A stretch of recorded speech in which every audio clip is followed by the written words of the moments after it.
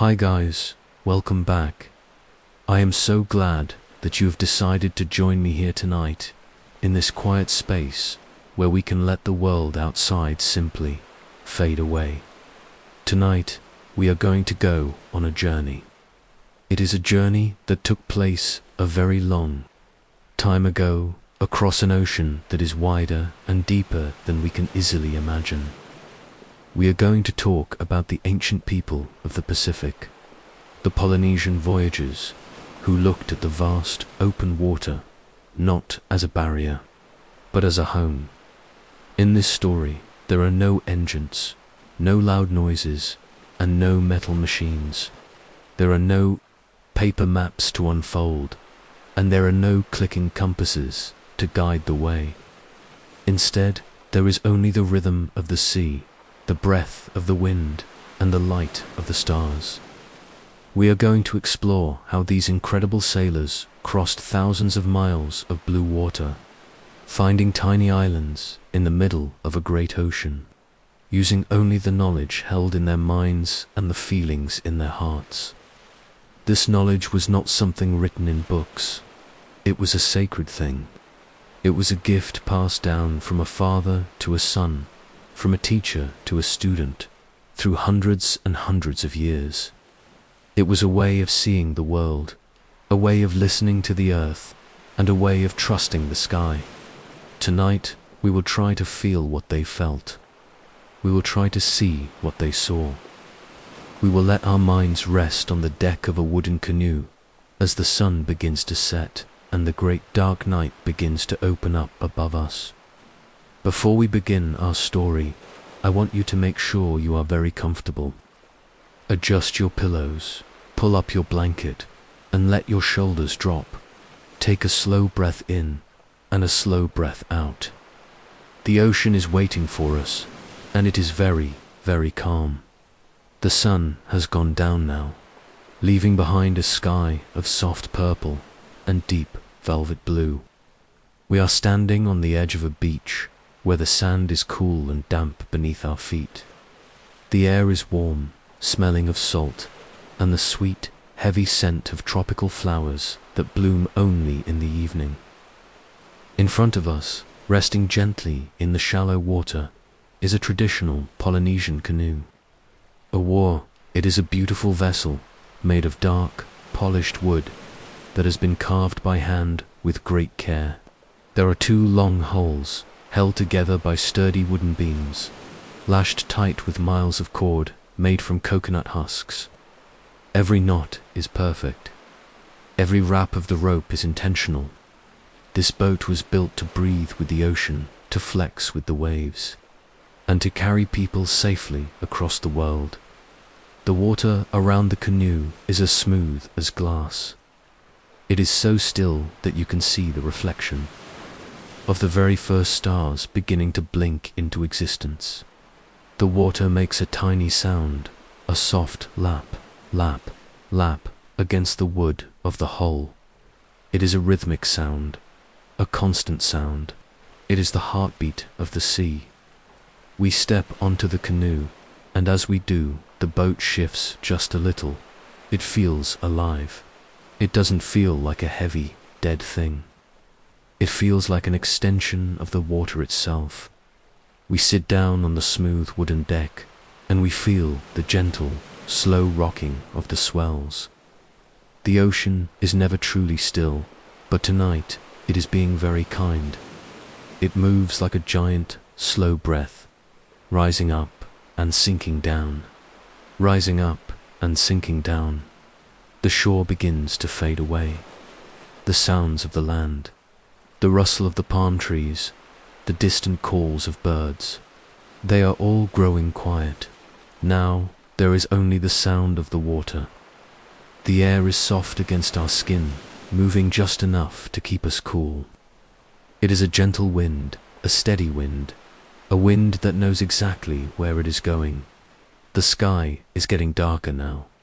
The purple has turned to a deep, endless black, and as the darkness grows, the stars begin to wake up. At first, there are only a few, the brightest ones, the leaders of the sky.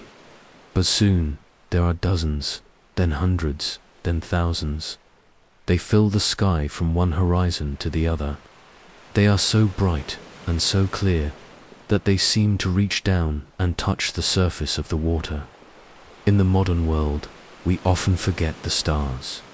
We have lights in our streets and lights in our homes that hide the sky from us. But out here, on the dark water, the stars are everything. They are the map, they are the calendar, they are the old friends who never leave. The master navigator sits at the back of the canoe. He is an older man, with skin weathered by the sun and eyes that seem to see things that others cannot. He does not look worried. He does not look hurried. He is sitting very still, his hand resting lightly on the great steering oar. He is not looking at a screen. He is looking at the horizon. He knows that every star has a house.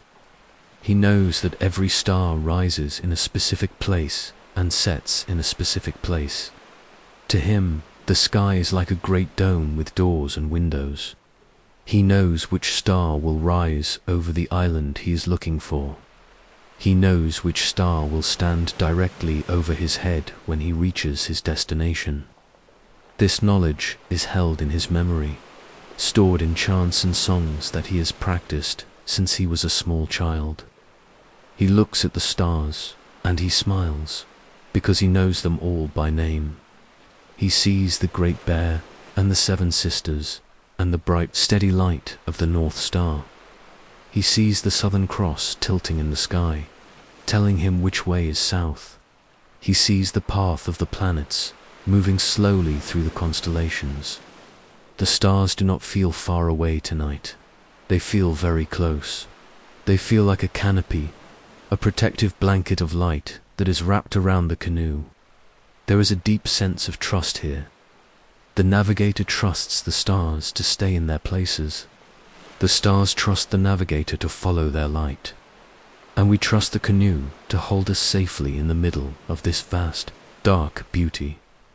The wind picks up just a little, and the sails, made of woven mats, begin to fill. They don't make a loud noise, just a soft thrum, a low vibration that we can feel in our bones. The canoe begins to move forward, cutting through the water with a sound like tearing silk. Shush, SSHHH, SSHH. The bubbles of white foam created by the bow glow in the dark. They call this the breath of the sea. In the water around us, there are tiny creatures that glow when they are moved. Every time the hull of the canoe touches the water, a trail of soft, green light follows behind us. Like a galaxy of stars reflected in the deep. We are moving now. We are leaving the world we know behind. We are heading out into the great ocean, where there is no land for hundreds of miles. But we are not lost. We are exactly where we are supposed to be. The navigator looks up at the sky, then down at the waves, and then back at the stars. He is reading the world. He is listening to the language of the universe. He feels the temperature of the water with his hand. He feels the way the waves hit the side of the boat. He knows that the waves coming from the north feel different than the waves coming from the south. He can feel the echo of a distant island in the rhythm of the water, even if that island is still many days away. Everything is quiet. Everything is slow. The world is reduced to the sound of the wind in the sail, the lap of the water against the wood, and the silent, turning stars above. We are part of something very old. We are part of a story that has been told for thousands of years. As we drift further into the night, the movement of the canoe becomes a lullaby. The rocking is so steady, so predictable, that it starts to feel like a cradle. Up and down, up and down. The wood of the deck is warm from the sun it soaked up during the day. It feels solid beneath us. We think about the people who came before us. We think about the families who sat on decks just like this one, carrying plants and animals, and stories to new lands. They weren't afraid of the dark. They knew the dark was just a place where the stars could be seen more clearly. They knew that the ocean was a bridge, not a wall. The navigator closes his eyes for a moment, but he is still navigating. He is navigating with his body. He is feeling the pitch and the roll of the canoe. He is listening to the sound of the wind through the rigging. Even with his eyes closed, he knows exactly where he is. He is centered. He is at peace. The stars continue their slow, silent dance across the sky. Some rise from the water, dripping with light. Others sink slowly into the western horizon, disappearing into the dark sea. New stars take their place, and the pattern continues over and over, as it has since the beginning of time. The canoe is moving faster now, catching a steady current. The water sings a little louder against the hull. The air feels a little cooler, a little fresher. We wrap our blankets tighter around us and look up at the Milky Way. It looks like a river of silver smoke, stretching from one end of the world to the other. We are small. The boat is small. The ocean is very big. But we do not feel small in a way that is scary. We feel small in a way that is beautiful. We are a tiny part of a very large, very harmonious world. We are connected to the water and the wind and the light. The night is deep now. The deepest part of the night, when the world is at its most still. Even the wind seems to be whispering, so as not to wake the sleeping fish below. The only thing moving is the canoe and the stars, and the slow, heavy breath of the ocean. We watch the horizon, where the dark blue of the sea meets the black of the sky. There is no line between them. They are one thing. It feels as if we are sailing through space, moving among the stars themselves. The water is so dark and so clear that the reflections of the stars are perfect, and for a moment it is hard to tell which way is up and which way is down. We are floating in a universe of light. The stars are still here. They have not moved from their places, but the sky has turned just a little, like a great dark wheel spinning so slowly that we can only feel it in the passing of time. We are still on the deck of the canoe, and the wood is still cool beneath us. The water is still making that same soft sound. She, as the hulls slide through the waves. The navigator is still there too. He has not moved. He is like a statue made of shadow, his eyes fixed on the point where the sea meets the sky. He is watching the stars rise. In the world of the Polynesian voyagers, the stars are not just lights. They are markers. They are the map that is written in light across the ceiling of the world. Think about how it feels to look at the sky and see a path. For the navigator, every star has a specific place where it comes out of the water, and a specific place where it goes back into the water. These are called star houses. Imagine the horizon all around the canoe as a giant circle, and that circle is divided into many, many houses. There is a house for the star that brings the wind. There is a house for the star that brings the rain. There is a house for the star that points the way to the islands of the south. As a star rises, the navigator watches it. He knows exactly which house it belongs to.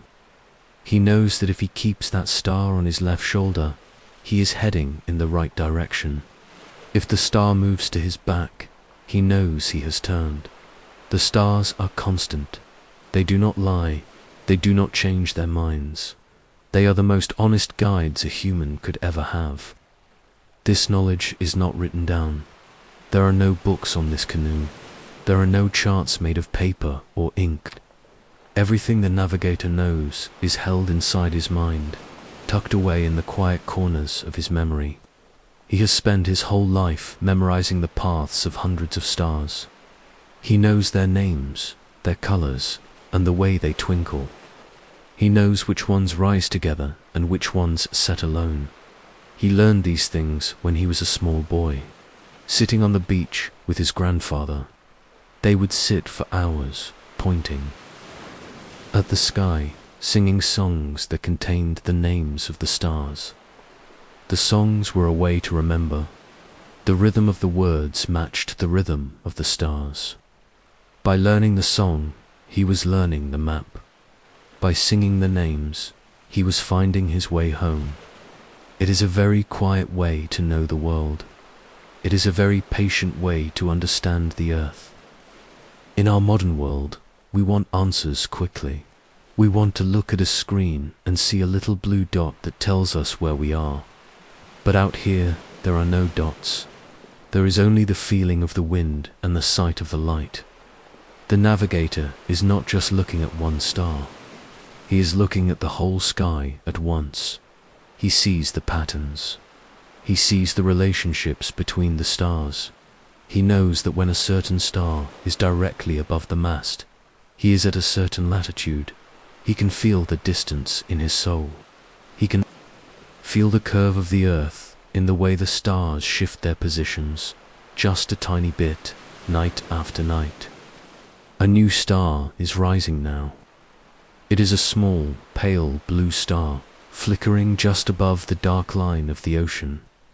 The navigator watches it emerge. He watches the way the water seems to pull away from it as it climbs into the air. This star is a friend. It is a star he has watched 1,000 times before. He knows its house. He knows its path. He welcomes it with a silent breath. The canoe moves forward, up and down, up and down. The stars are not just for direction, they are for time. The navigator knows that as the stars move across the sky, the night is moving with them. He can tell you exactly how many hours are left before the sun begins to think about rising. He can tell you how long the voyage has been. To him, the sky is a great, slow-moving clock that never needs to be wound. It is a clock that is powered by the universe itself. He memorized the star paths by heart. Think about that word, by heart. It means the knowledge is not just in his head. It is part of who he is. It is in his blood. It is in the way he breathes. When he looks at the sky, he is not reading a map. He is looking at his family history. He is looking at the same stars his ancestors looked at 1,000 years ago. He is walking the same path they walked. Even though that path is made of water, there is a deep comfort in this. There is a deep peace in knowing that you are never truly lost as long as the sky is clear. Even when the clouds come, the navigator knows where the stars are hiding behind them. He has tracked their movement so carefully that he can see them in his mind, even when his eyes cannot see them in the sky. He knows their rhythm. He knows their pace. The wind is steady. The sail is full. The wooden beams of the canoe creak softly, a long, low sound that says, "I am strong. I am holding. I am carrying you." We watch the stars rise, one by one. Each one is a new piece of information.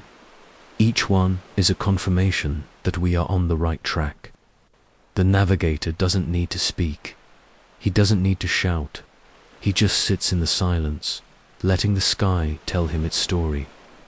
The sky is a book that is always open, but only a few people know how to read the language. The language of the sky is made of light and distance and time. It is a language that is spoken in whispers. To hear it, you have to be very quiet. You have to let go of the noise of the world. You have to listen with more than just your ears. The stars are very bright tonight. They are so bright that they cast a soft, white glow onto the surface of the hulls. The water is dark, but the stars give it a silver skin. Every time a wave breaks against the side of the boat, 1,000 tiny diamonds of light scatter into the air. It is a beautiful, silent fireworks display, put on by the ocean and the sky just for us. We are moving deeper into the night. The air is getting cooler, and the scent of the salt is getting stronger. We pull our blankets closer, feeling the warmth of our own breath. The rocking of the boat is so consistent, so regular, that it feels like the heartbeat of a giant. It is a safe heartbeat. It is a heartbeat that promises that the world will keep turning. The navigator closes his eyes for a moment. He is not sleeping. He is listening. He is listening to the way the water sounds against the wood. He knows that if the canoe is pointed in the right direction, the water makes a certain sound. If the canoe turns just a few degrees, the sound changes. He is navigating with his ears. He is navigating with his skin. He feels the wind on his cheek, and he knows if it has shifted. This is the secret of the Polynesian voyagers. They didn't just use the stars. They used everything. They used the birds. They used the clouds. They used the waves. But at night, the stars are the kings. At night, the stars are the masters of the world. Think about the discipline it takes to hold all that knowledge in your mind. Think about the years of practice. Think about the nights spent awake, watching the slow crawl of the constellations. It is a life of observation. It is a life of paying attention. In our world, we are so distracted. We look at so many things, but we see so little. The navigator looks at one thing, the horizon, and he sees everything. He sees the past because the stars have been there forever. He sees the future because he knows where they are going. And he sees the present because the star he is looking at right now is telling him exactly where he is. The stars are rising. Slowly, slowly, one star rises, and then another follows it, like a line of travelers walking across a dark field. They move in an arc, climbing high into the center of the sky before beginning their long slide down towards the west. Each star has its own arc. Some stay low, near the horizon. Others go straight over the top of the mast. The navigator knows every arc. He knows the shape of the sky. He remembers the names. Ea, the bright one. Hoculia, the star of gladness. Makali, the little eyes. These are not just names to him. They are personalities. They are guides who have been with him since he was a child. He trusts them. He loves them. The canoe is a tiny speck in the middle of a vast, dark circle. If you were looking down from the moon, you might not even see us. We are so small, but the navigator doesn't feel small. He feels connected. He is the center of the circle. The stars are circling around him. The ocean is moving beneath him. He is the point where the sky and the sea meet. He is the bridge between the earth and the heavens. The water is getting darker now, a deep, midnight blue that looks almost black. The reflections of the stars are so clear that it feels like we are sailing on a mirror. It is hard to tell where the water ends and the sky begins. We are floating in a sphere of light. We are moving through a dream of stars. The wood of the deck is smooth and warm. We run our hands over it, feeling the grain of the tree that gave its life to become this boat. The tree was once rooted in the earth, reaching for the sun. Now it is rooted in the water, reaching for the stars. It is still alive in its own way. It is still part of the cycle. The navigator hums a little more of his song. It is a very low sound, almost like the purring of a cat. It is a sound of contentment. It is a sound of focus. He is weaving the stars together with his voice. He is holding the world in place with his song. We listen to the song, and we listen to the water, and we listen to the wind. All the sounds are soft. All the sounds are gentle. There is no clatter. There is no bang. there is only the long, slow sigh of the Pacific Ocean. The night has grown even deeper now, and the silence of the ocean is like a heavy, soft blanket that rests over everything. We are still here, on the deck of the wooden canoe, drifting through the heart of the great ocean.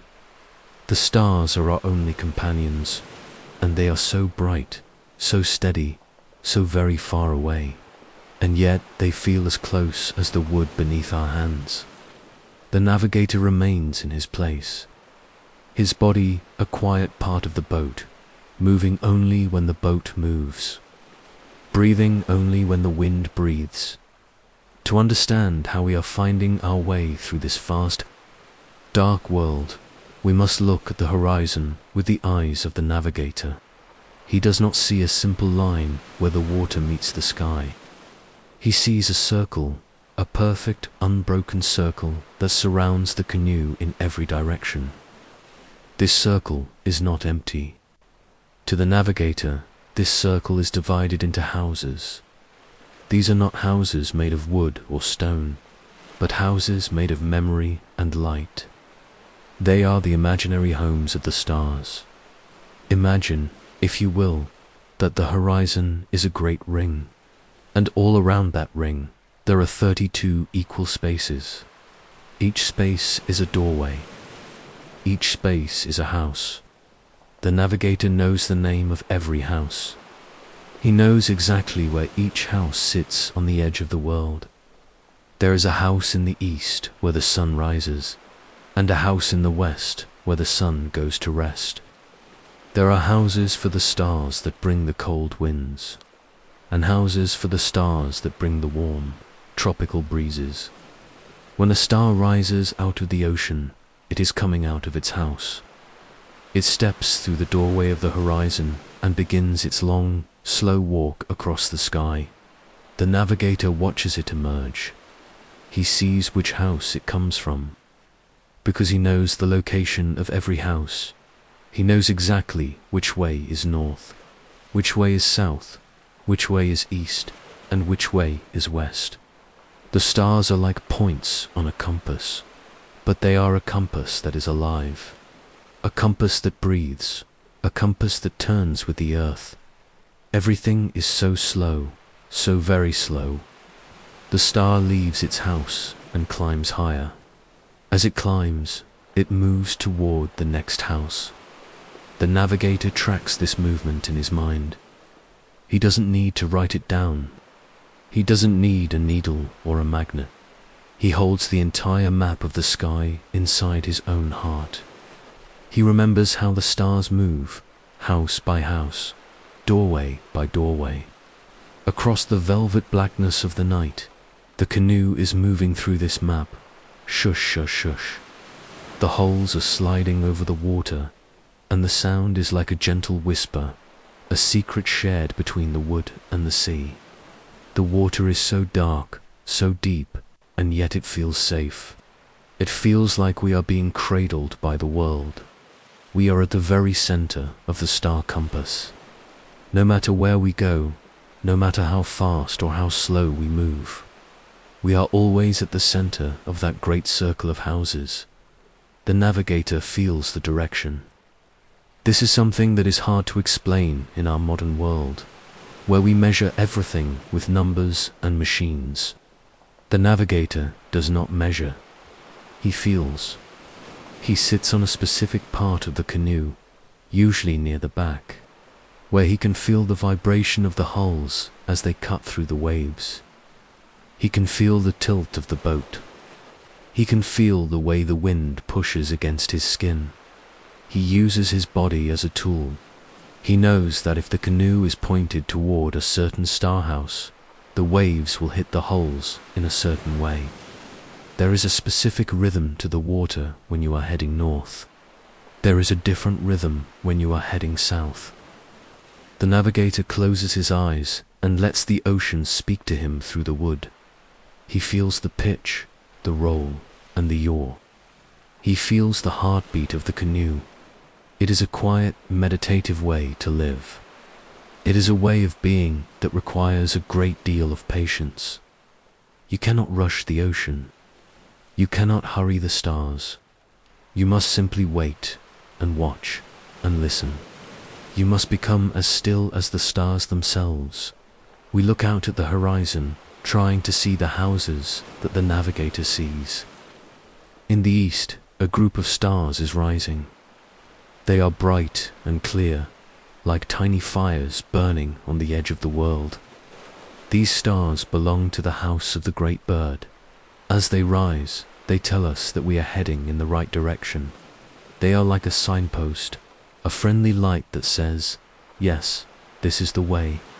Keep going. You are safe. The stars are rising, slowly, slowly. One star follows another, each one stepping through the same doorway. It is a parade of light, a silent procession that has been happening for thousands of years. The navigator knows every member of this procession. He knows their history. He knows their songs. He knows which ones are reliable and which ones are faint and hard to see in his mind. He sees the compass laid out on the water. It is a beautiful thing, a circle of names and meanings. There is the house of the fish. There is the house of the sail. There is the house of the ancestors. Every part of the horizon is full of meaning. Every part of the sky is full of life. The darkness is not empty. The darkness is full of information. We watch the stars move from one house to the next. It is a very gradual movement. If you look away and then look back, you can see that they have shifted just a little bit. They are moving toward the center of the sky, where they will stand directly over our heads. This part of the sky is called the Great Highway. It is where the stars are at their strongest, where their light is the clearest. The navigator looks up at the Great Highway. He sees a star that is standing perfectly still at the very top of the sky. This is a special star. It is a star that tells him his latitude. It tells him how far north or how far south he is. He knows that when this star is in this position, he is exactly where he needs to be. He feels a sense of quiet satisfaction. The stars are doing their job. The ocean is doing its job. The canoe is doing its job. Everything is in harmony. The wood of the canoe creaks. A long, low, comforting sound. Creak. It is the sound of the lashings, the miles of coconut cord that hold the hulls together. These cords are strong, but they are also flexible. They allow the canoe to bend and flex with the waves. If the canoe were rigid, it might break. But because it is flexible, it can ride over the swells like a bird. It moves with the water, not against it. The navigator understands this flexibility. He knows that to survive the ocean, you must be like the canoe. You must be strong, but you must also be able to bend. You must be able to change your course when the stars tell you to. You must be able to listen to the whispers of the wind. He shifts his weight just a tiny bit, and the canoe responds. It is a conversation between the man and the boat. There are no loud commands. There is no shouting. There is only the subtle movement of a hand on the steering or a slight adjustment of the sail. The canoe turns, slowly, slowly, and finds its rhythm again. The water is very deep here. Below us, there are miles and miles of blue darkness. There are mountains under the water that are taller than any mountains on land. There are valleys that are deeper than any canyon. But we do not feel the weight of the water. We feel its support. We feel the way it holds us up, the way it carries us across its surface. The ocean is our mother. The sky is our father. The canoe is our cradle. We look at the horizon again. The stars that were rising in the east are higher now. They are moving away from their houses, heading toward the west. In their place, new stars are appearing. These are the stars of the house of the navigator. They are a small, tight cluster of lights, twinkling with a soft, white glow. The navigator smiles when he sees them. These stars are his namesake. They are the stars that represent his craft, his knowledge, and his life. They are a reminder of all the teachers who came before him, all the men and women who sat on decks like this one and watched the same stars rise. He is not alone. He is carrying the wisdom of generations. He is part of a long, unbroken chain of human curiosity and courage. Think about how many nights have been spent like this. Thousands of nights, thousands of years. The world has changed so much on the land. Cities have been built and destroyed. Kings have come and gone. But out here, on the ocean, nothing has changed. The stars still rise from the same houses. The wind still blows from the same directions. The water still makes the same sound against the wood. Out here, we are outside of time. We are in the eternal now. The rocking of the canoe is so steady, so peaceful, up and down, up and down. It is the most natural movement in the world. It is the movement of a mother rocking a child. It is the movement of the earth spinning through space. We let our bodies sink into the rhythm. We let our minds become as quiet as the air. We are moving through the darkness, but we are not afraid of it. The darkness is where the stars live. The darkness is where the knowledge is most clear. In the light of the day, the stars are hidden. The sun is so bright that it masks the map. But in the night, the map is revealed. The night is when the navigator can truly see. He sees the houses. He sees the doors. He sees the paths. Imagine the star compass as a giant web of light stretched out across the entire ocean. Every star is a knot in the web. Every house is an anchor. The navigator is at the center of the web, and he can feel the vibrations of the entire world. He knows when a storm is coming hundreds of miles away because he can feel a change in the tension of the web. He knows when land is near because he can feel the web being pulled toward the shore. The night is at its deepest point now, and the world has become a place of pure feeling, a place where the eyes rest and the body begins to listen. We are still on the deck of our wooden canoe, moving steadily through the heart of the great ocean. But the stars are no longer the only things guiding us. The navigator has shifted his position. He is no longer looking only at the horizon. He is sitting very low, his back against the solid wood of the hull, his eyes closed, his hands resting lightly on the deck. He is doing something very special now. He is reading the swells in the dark, when the clouds might come to hide the stars. The navigator uses his body as a compass. He listens to the ocean with his skin. He feels the ocean with his bones. The water beneath us is not just a flat surface. It is a complex pattern of movement, a language of ripples and hills that the navigator has learned to speak since he was a child. He knows that the ocean has a memory, and that memory is carried in the swells. A swell is a long, slow wave that has traveled across the sea for hundreds or even thousands of miles. It is not like the little, choppy waves that break on the beach. A swell is deep. It is powerful. It is steady. To the navigator, these swells are like the grain in a piece of wood. They show the way. They tell him where the wind has been and where the land is hiding. The canoe rises, slowly, slowly, and then it sinks. Slowly, slowly, up and down, up and down. There is a primary swell tonight, a great rhythmic pulse coming from the northeast. This is the trade wind swell. It is the most reliable swell in this part of the world. It is the big brother of the ocean.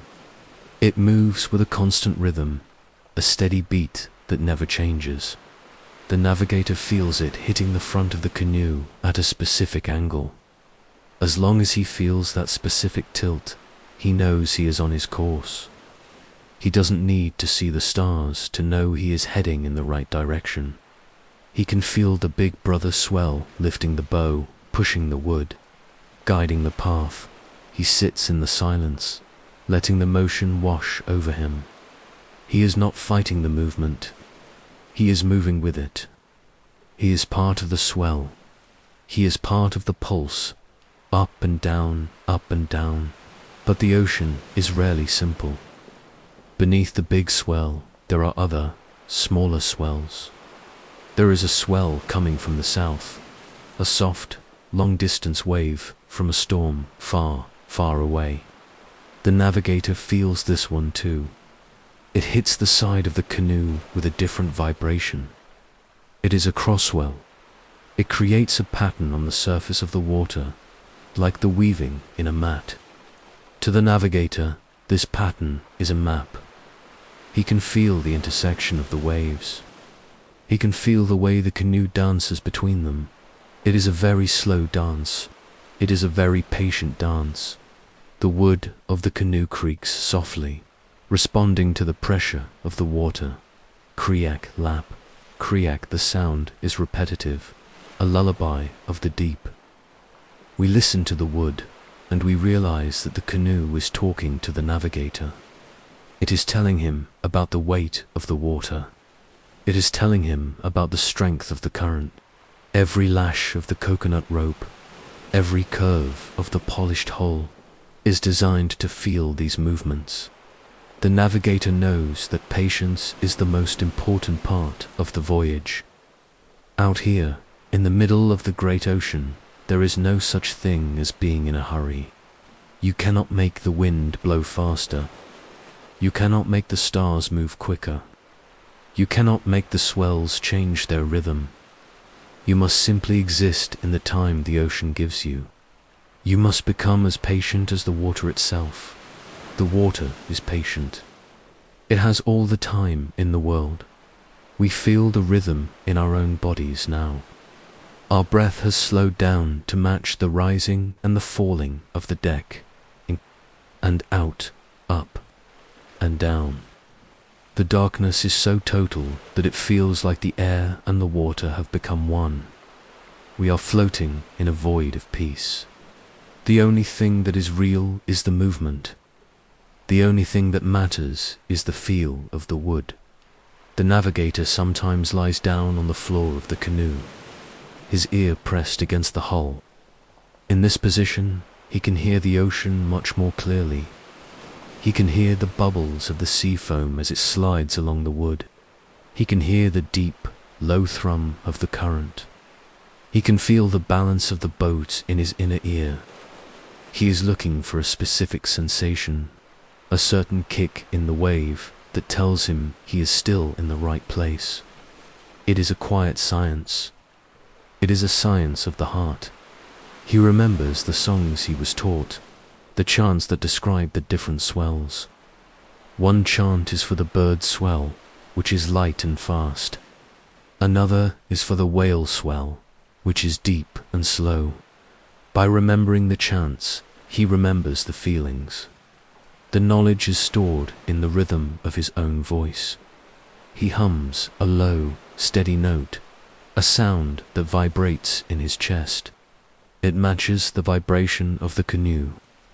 He is tuning himself to the ocean. He is becoming an instrument of navigation, up and down, up and down. The repetition is comforting. It is like a heartbeat.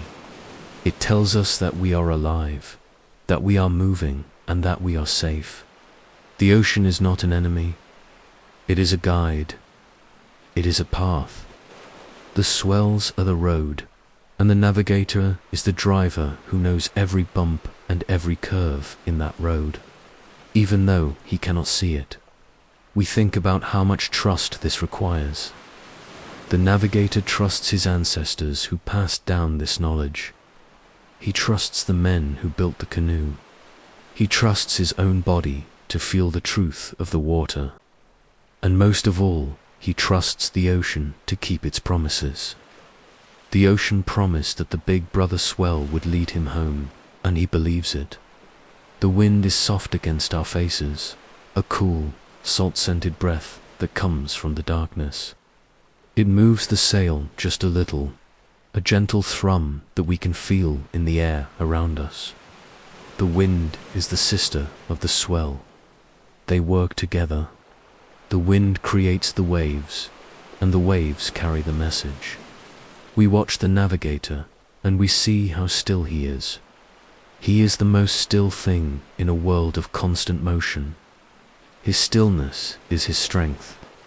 By being still, he can feel the smallest change in the water.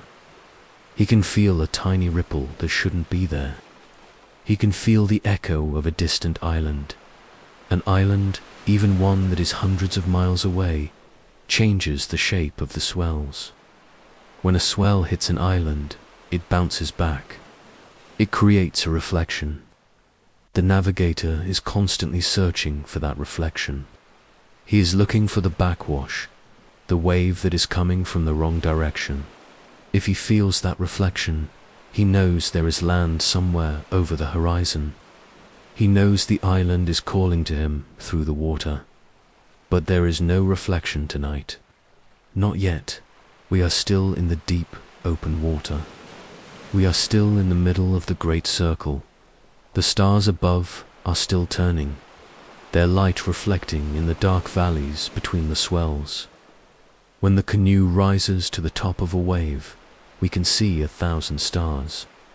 When it sinks into the valley, we can see only the highest ones. It is a game of hide and seek with the light, up and down, up and down. We look at the horizon, but it is impossible to see where the water ends. It is all one deep, velvety blue. The only way to know the world is to feel it. We close our eyes, just like the navigator. We let our hands rest on the smooth, cool wood of the deck. We feel the grain. We feel the lashings. We feel the life of the tree. We feel the lift, a long, slow rise that seems to go on forever. And then a moment of weightlessness at the top. And then the gentle, sliding descent. It is a very peaceful way to travel. There is no engine. There is no smoke. There is no grinding of gears. There is only the sound of the world breathing. The ocean is taking a long, deep breath, and then it is letting it out. We are part of that breath. The navigator moves his hand on the steering oar, a tiny adjustment that we can barely feel. He is responding to a change in the swell. The big brother has shifted just a little, and the navigator must shift with it. He is not fighting the ocean. He is flowing with it. He is a part of the water, a part of the wind, a part of the night. He is so patient. He has been sitting like this for many hours, and he will sit like this for many more. He doesn't need to get there quickly. He only needs to get there correctly. He knows that the voyage is just as important as the destination. The voyage is where the learning happens.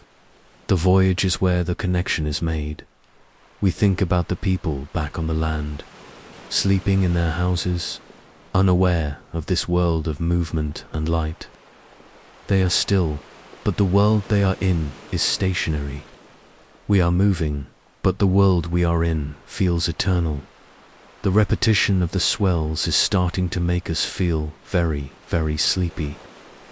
The movement is so steady, so predictable. It is like being rocked in a giant cradle. Up and down, up and down. The sounds are all soft. The splash of the water against the hull is a gentle she. The wind in the sail is a low hum. The creak of the wood is a soft nnn.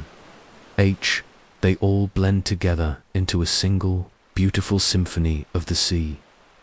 It is a song that has no beginning and no end. It is a song that has been playing since the first canoe was launched into the first ocean. The navigator is humming along with the song. His voice is so quiet, it is almost a whisper. He is singing to the swells. He is thanking them for their guidance. He is asking them to be kind. He is treating the ocean like a friend, like a member of his family. And the ocean responds. The swells stay steady. The rhythm stays true. The path stays open. We feel a deep sense of belonging. We are not lost. We are not alone. We are being carried by something much larger than ourselves, something ancient and wise and powerful. We can let go of our worries. We can let go of our fears. We can just be. The deep, velvet blackness of the night is beginning to soften, just a little, on the far edge of the world. It is not a sudden change, but a very slow, very gentle transition, like the fading of a dream as you start to wake. The stars, which have been our bright and constant companions through the long hours of darkness, are starting to look a little less sharp. Their light is becoming faint, and they seem to be retreating, one by one, back into the deep houses of the sky where they rest during the day. We are still sitting on the deck of the canoe, and the movement beneath us is still the same steady, rhythmic pulse of the great ocean, up and down, up and down. The water is still dark, but it is no longer the total, bottomless black that it was at midnight. It has turned into a very deep, very heavy shade of charcoal grey. The line where the sea meets the sky, which has been invisible for so long, is starting to show itself. It is a thin, dark thread, stretching all the way around us in a perfect circle. The navigator has not moved from his place, but his eyes are now open, and he is watching that thin line with a quiet, patient intensity. During the night, he navigated by the stars and the feelings in his body. But now, he is preparing for the transition to the sun. The dawn is a very important time for the voyager. It is the time when the two maps, the map of the stars and the map of the sun, overlap for just a few moments. He watches the horizon in the east, the place where the house of the sun is located. He knows exactly where the sun should rise today. He remembers the house where it rose yesterday, and he knows if it will shift just a tiny bit to the north or to the south. This point of sunrise is his most important reference for the entire day. It is the anchor for his compass. Once the sun comes up, it will hide the stars. So he must use these quiet, grey minutes to lock his course into his memory. The sky is changing now. Very slowly, slowly, the charcoal grey is turning into a soft indigo. Then, a layer of deep, royal purple begins to spread along the horizon. It is a beautiful, calm colour. It is the colour of the ocean's breath. There is no sound to accompany this change. The world is still very, very quiet.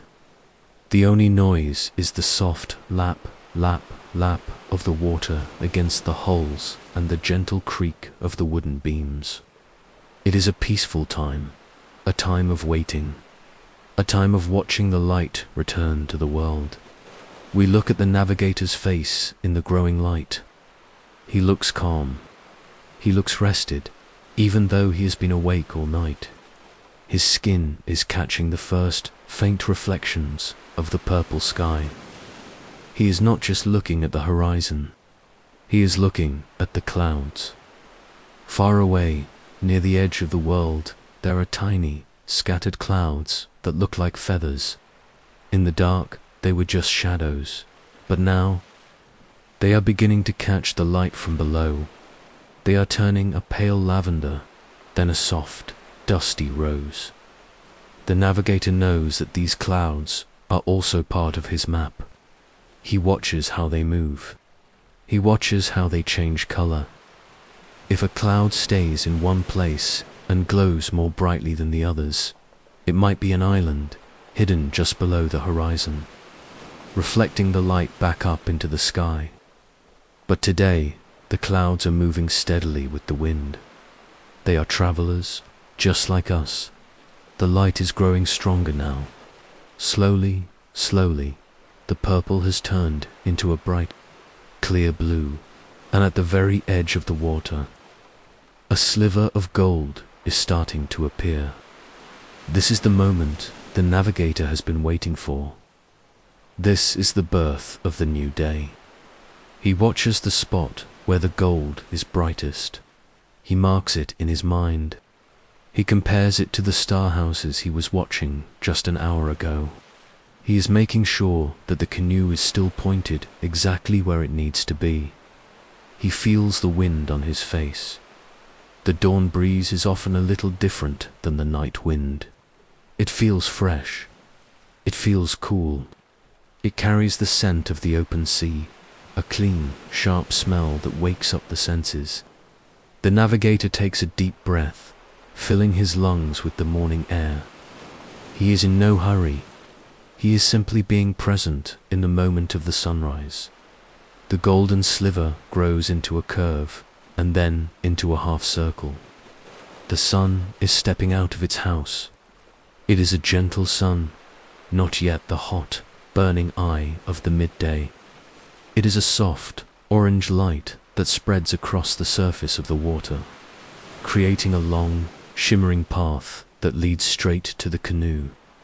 This is the path of the sun. For a few minutes, the water is no longer grey or blue. It is a field of liquid gold. Every wave, every swell, every tiny ripple is tipped with light. The navigator looks down the path of the sun. He uses it to check his steering. He knows that if he keeps the sun's path at a certain angle to the hulls, he will stay true to his course. The world is becoming visible now. We can see the details of the canoe that were hidden in the dark. We can see the texture of the woven sails. We can see the grain of the wood. We can see the knots in the ropes. Everything looks solid. Everything looks strong. The canoe has carried us through the night, and it is ready to carry us through the day. We look out at the ocean. It looks so much bigger now that we can see it. It stretches out forever in every direction, a vast undulating desert of blue. But it doesn't feel lonely. In the light of the dawn, the ocean feels alive. It feels like a friend. We see the long, deep swells we felt during the night. They look like giant, slow-moving muscles under the skin of the water, up and down, up and down. The rhythm hasn't changed. The ocean is still breathing. The navigator reaches out and touches the water with his hand. He feels its temperature. He feels its strength. He is connecting with the sea in the light, just as he did in the dark. He sees the way the water breaks against the bow. The white foam is bright and clean. It sparkles in the morning sun. The sky is now a pale, clear blue, and the last of the stars have completely disappeared. They are gone, but they are not forgotten. The navigator still holds them in his mind. He knows they are still there, even if he cannot see them. He knows they will return when the sun goes back to its house in the west. Everything is repetitive. Everything is a cycle. The stars rise and set. The sun rises and sets. The swells move across the sea. The wind blows. The canoe glides. We are part of the cycle. The navigator begins to look around at the world with a different kind of focus. Now that there is light, he can see the birds. He looks for the tiny specks against the blue sky. Birds are one of the most important signs for a voyager. He knows which birds fly far out to sea and which ones must return to land every night to sleep. If he sees a certain kind of bird, he knows land is near.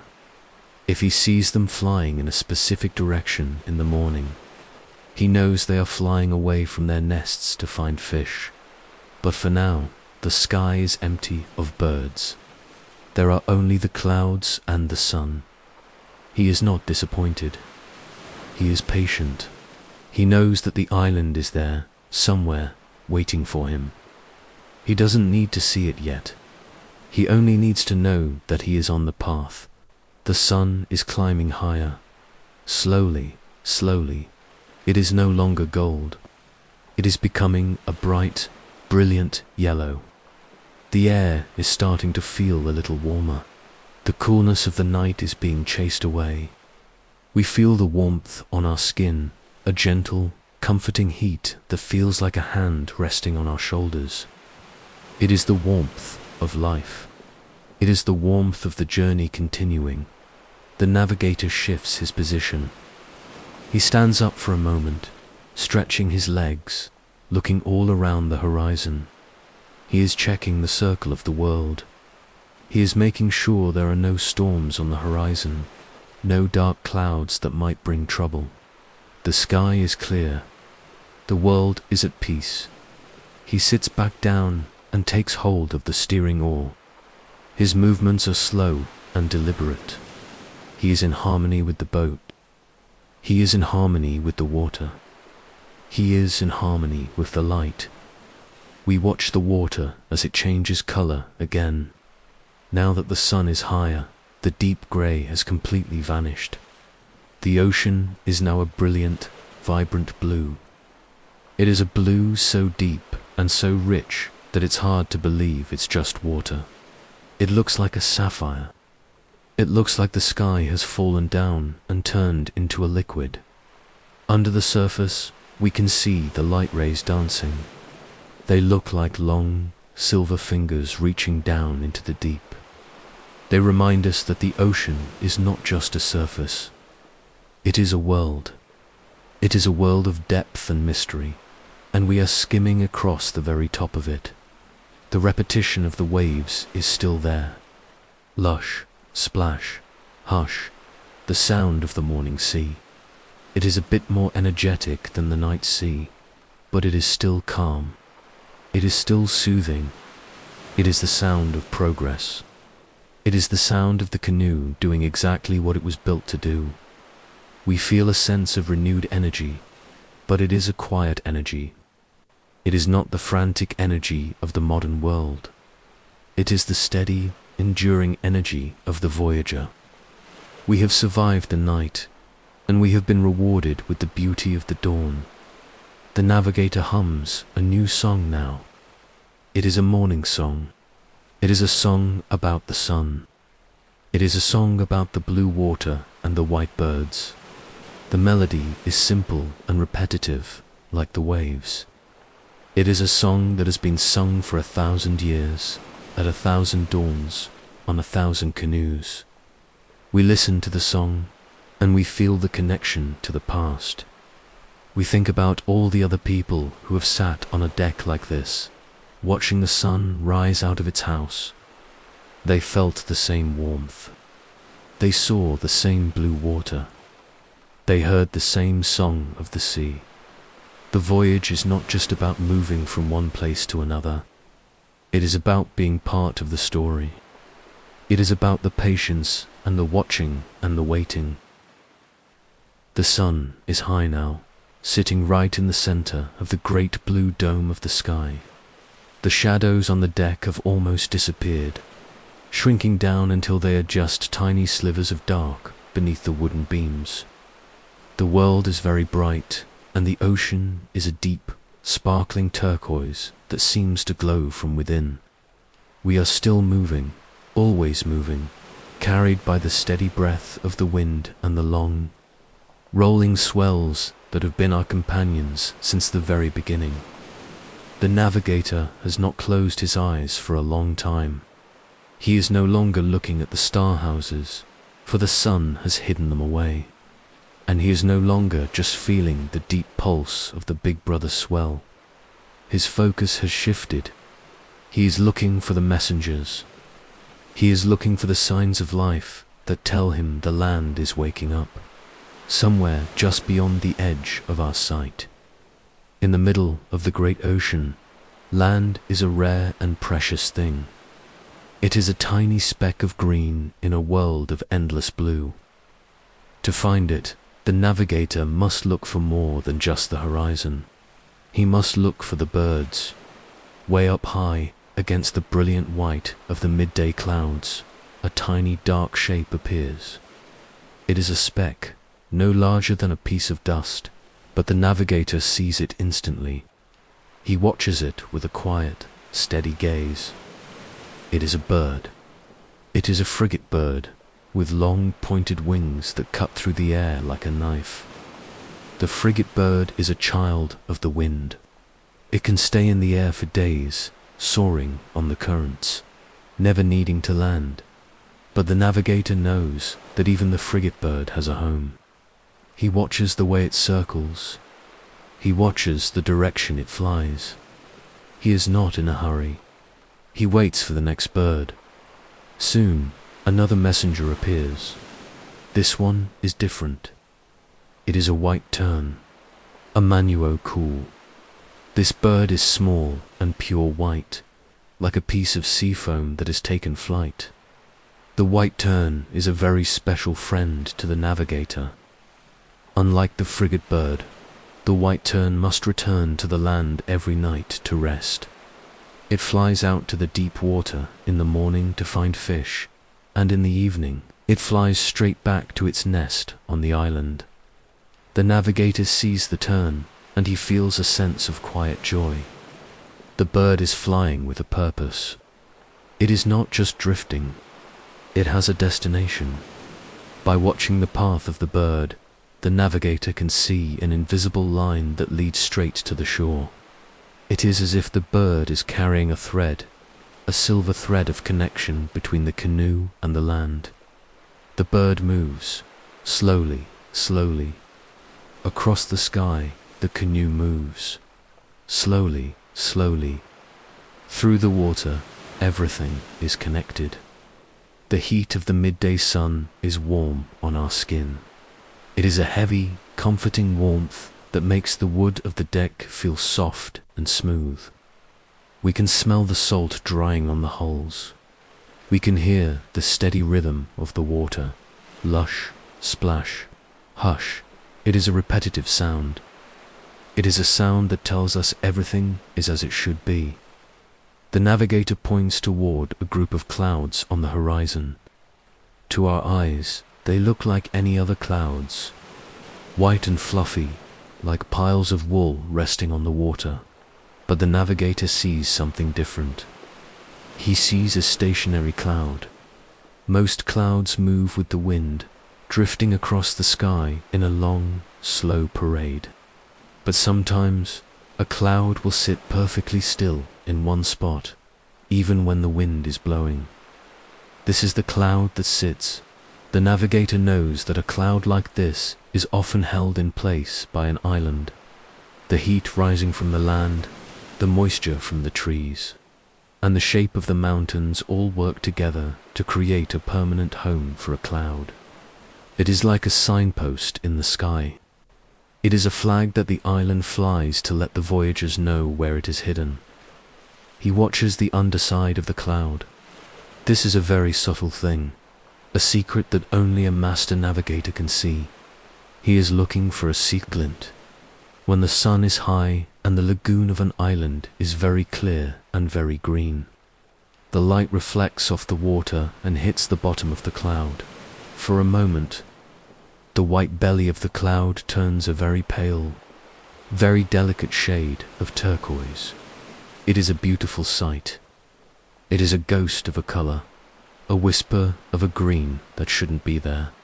The navigator sees it, and he knows. He knows that beneath that cloud there is a lagoon. He knows that beneath that turquoise glow there are coral reefs and sandy beaches and tall green trees. The island is breathing its color into the sky.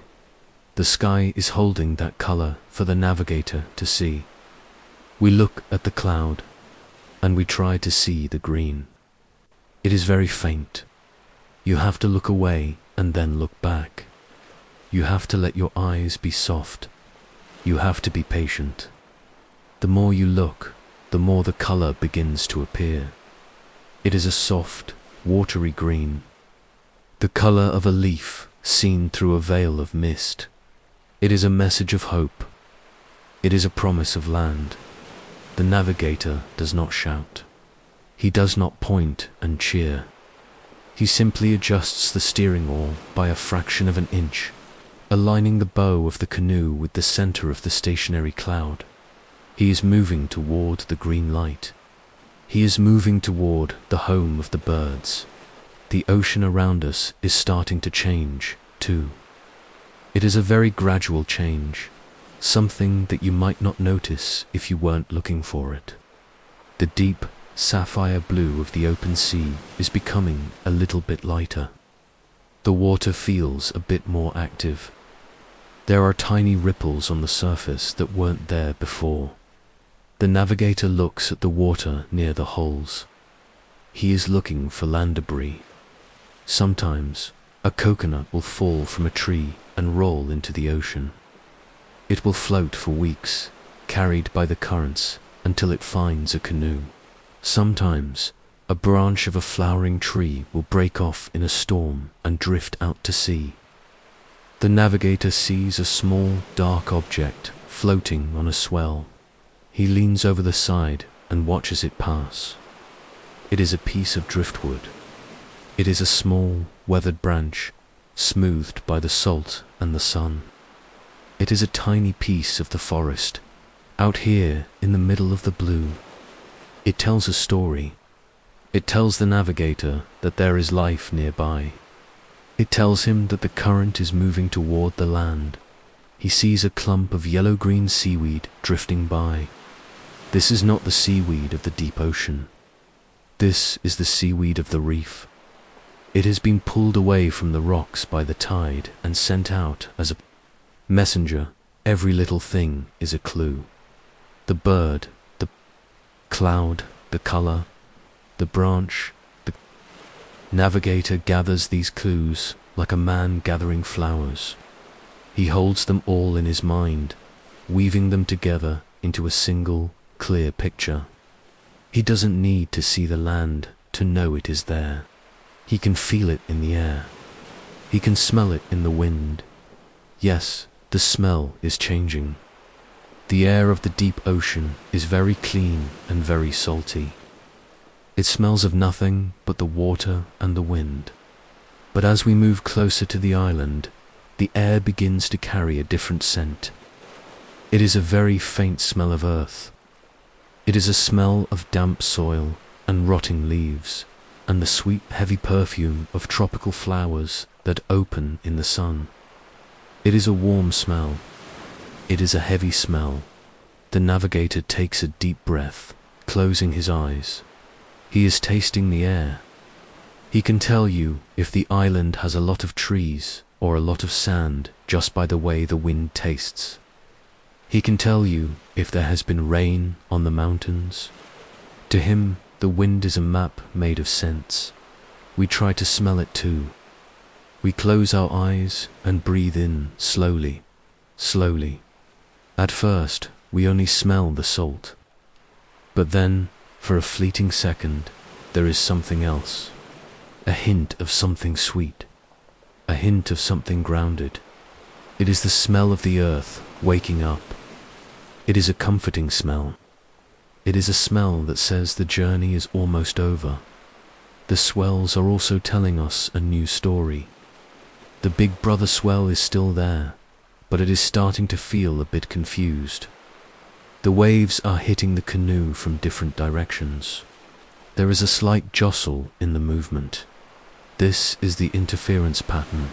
When the long swells of the ocean hit an island, they cannot go through it. They must go around it. As they wrap around the edges of the land, they cross over each other on the other side. They create a knot in the water. The navigator feels this, not through the holes. He feels the way the canoe wobbles just a little bit. To an untrained person, this might feel like the ocean is getting rough. But to the navigator, it is the most beautiful feeling in the world. It is the feeling of the island's shadow. The land is blocking the waves, and by feeling where the waves are missing, the navigator knows exactly where the land is sitting. He is navigating by the absence of water. He is navigating by the silence of the swells, up and down, up and down. The rhythm is still there, but it is a more complex rhythm now. It is a song with more notes. The navigator listens to the notes. He follows the melody. He keeps the canoe in the center of the pattern, moving steadily toward the source of the interference. He is so patient. He knows that the last few miles are the most important. He does not rush. He does not get excited. He maintains his calm, steady focus. He knows that the island is not going anywhere. It has been there for 1,000,000 years, and it will be there when he arrives. The sun is starting to move toward the west now. The bright, white light of midday is turning into a warm, golden yellow. The sky is still blue, but it is a deeper, richer blue. The clouds are getting larger and more defined.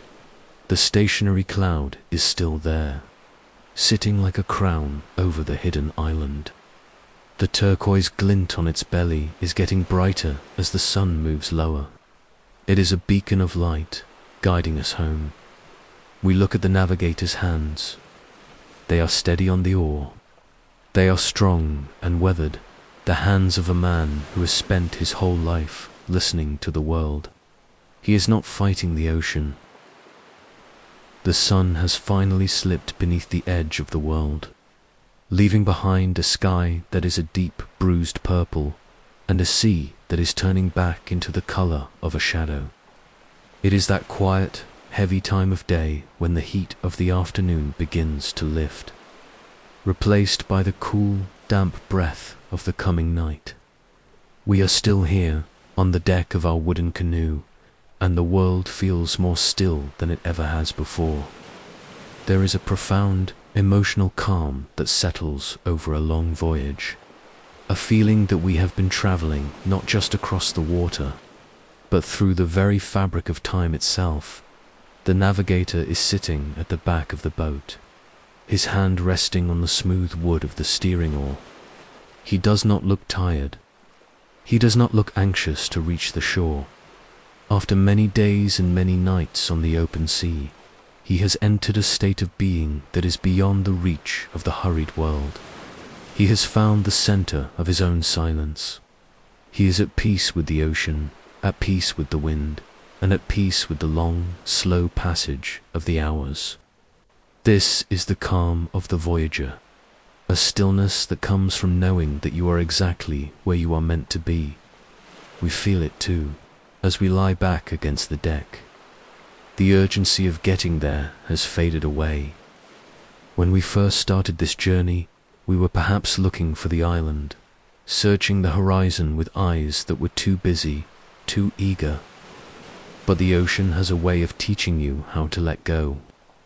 It has a way of slowing your heart until it beats in time with the swells.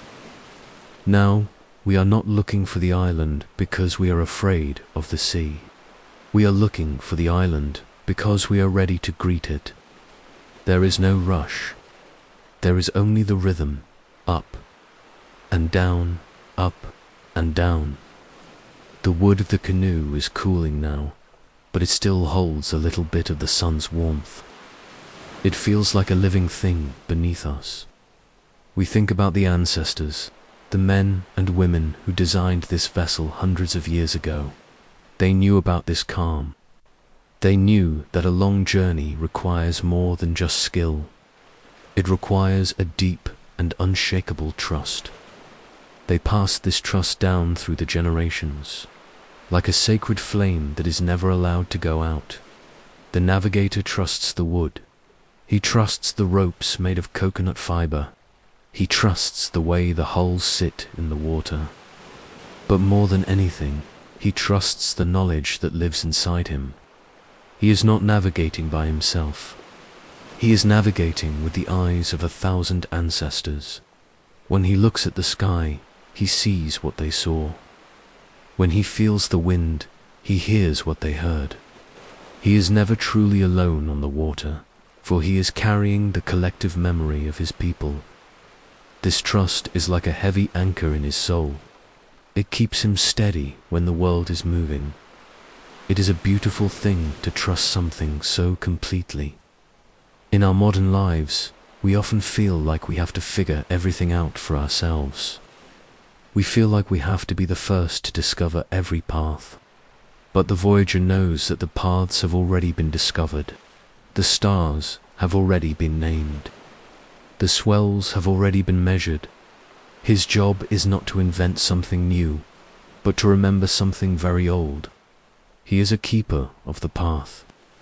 He is a guardian of the memory. He sits in the growing darkness, and we can see the silhouette of his shoulders against the fading purple of the sky. He is a part of the history of the sea. The silence on the canoe is not empty. It is a full silence, a rich silence. It is filled with the sound of the water sliding past. The hulls, she. It is filled with the soft creak of the lashings. A sound that says the boat is holding together, that the knots are tight, that the wood is strong. It is filled with the sound of our own breathing, which has become slow and steady and deep. We are learning the value of patience. Patience is not just waiting for something to happen. Patience is the ability to be still while it is happening. It is the ability to watch the clouds move for hours without needing them to go faster. It is the ability to stay at the helm through the night, even when the stars are hidden, trusting that they are still there. The ocean is a great teacher of patience. It moves at its own pace. It follows its own laws. To be a voyager, you must surrender to that pace. You must become a student of the slow dot.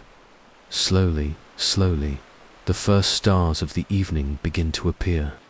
They are faint at first, like tiny sparks of light reflecting in a dark mirror. The navigator sees them and gives a small, quiet nod. He knows them. They are the same stars that guided him yesterday, and they will be the same stars that guide him tonight. They are the eternal witnesses of the journey. He remembers a chant his teacher taught him when he was a young boy. It is a chant about the stars, but it is also a chant about the ancestors. It says that every star in the sky is the eye of an ancestor, watching over the people on the water. It says that as long as the stars are shining, the path is open. The navigator hums a few notes of this chant, and the sound is so soft it is almost a whisper. It blends with the sound of the wind, creating a harmony that feels as old as the world itself.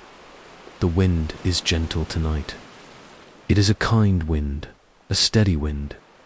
It fills the sail with a soft, rounded shape, pulling us forward with a quiet strength.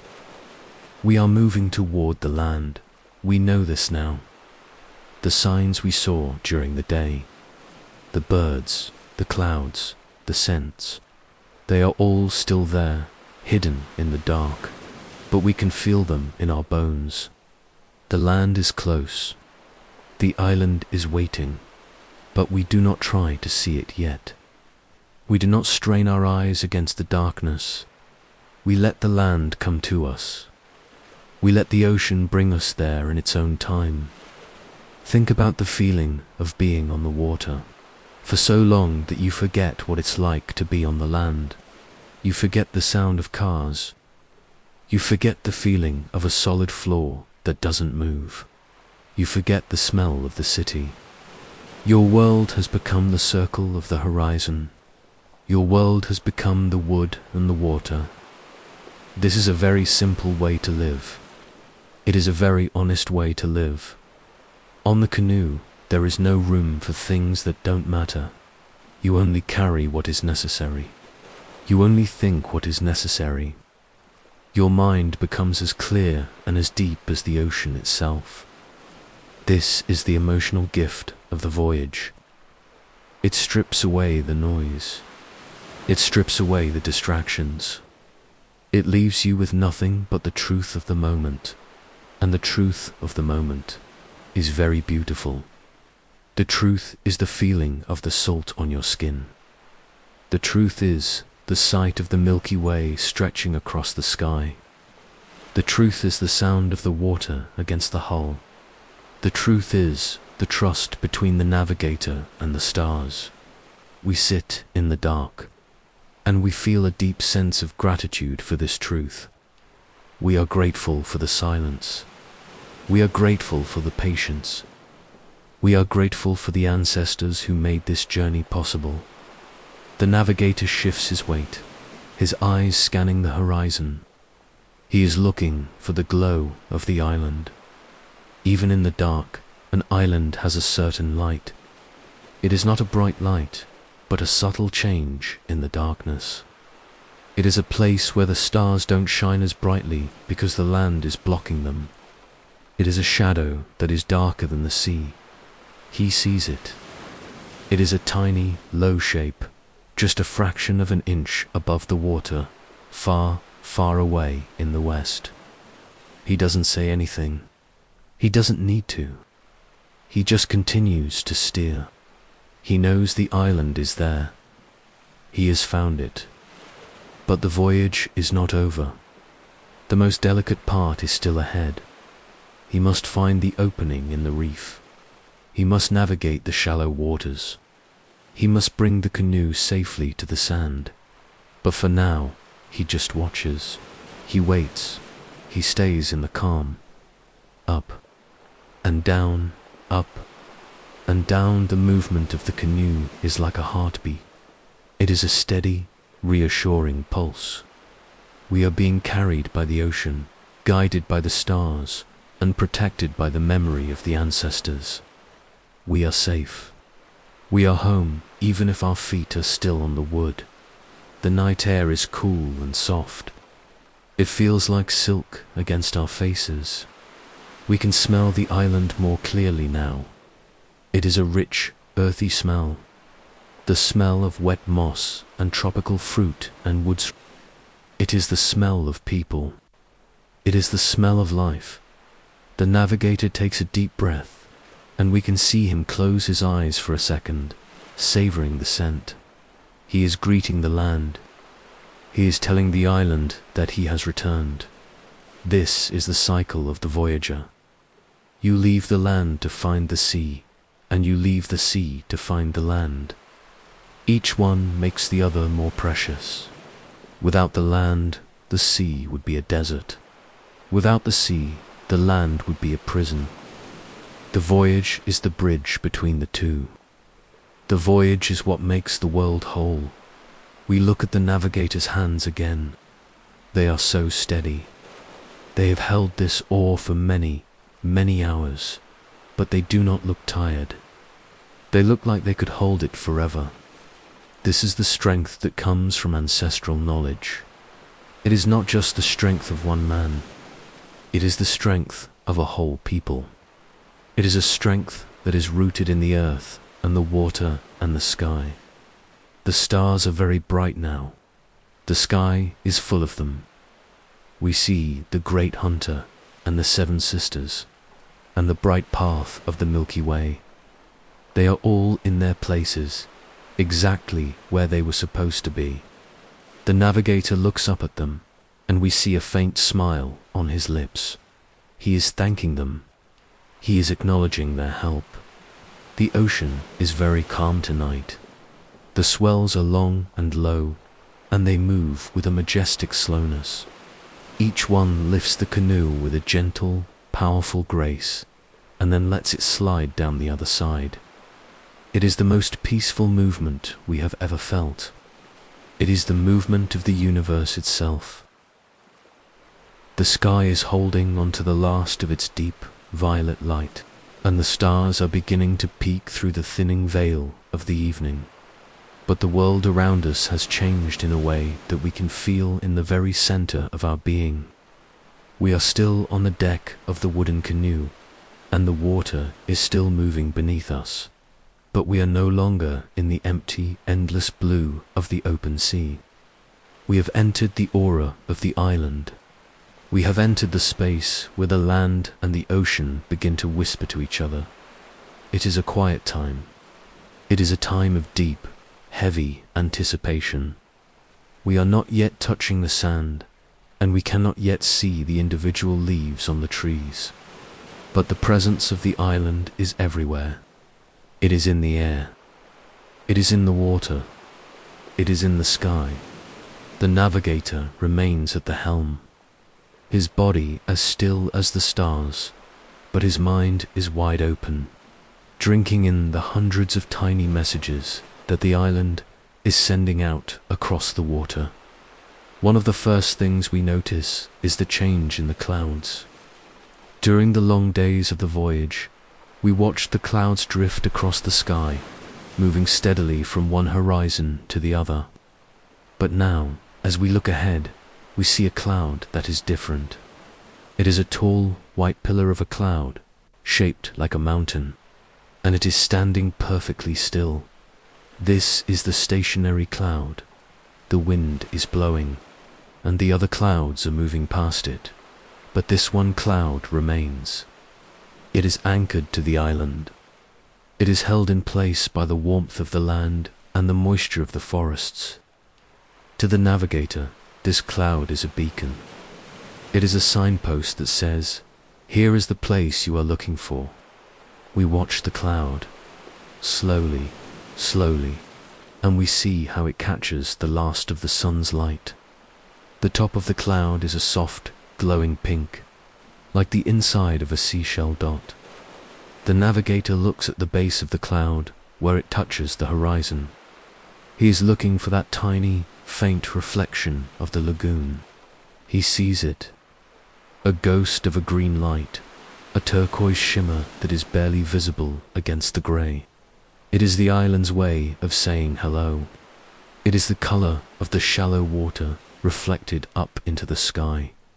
We look at the green light, and we feel a sense of profound peace. It is such a delicate thing. It is such a quiet sign. You have to be patient to see it. You have to be still to understand it. The ocean is full of these secrets, but they are only for those who know how to listen. The canoe moves forward, up and down, up and down. The rhythm is a little different now. The swells are shorter, and they have a new sound as they move toward the land. They are no longer the long, deep pulses of the open ocean. They are becoming shallower. They are feeling the bottom of the sea. The water is telling the canoe that the earth is rising up to meet us. And then there are the birds. During the day, we saw the white terns, the manu okul, flying out to find their food. But now, in the cooling light of the evening, they are returning. We see them in small groups, white streaks against the darkening sky. They are flying with a steady, purposeful rhythm. They are not hunting anymore.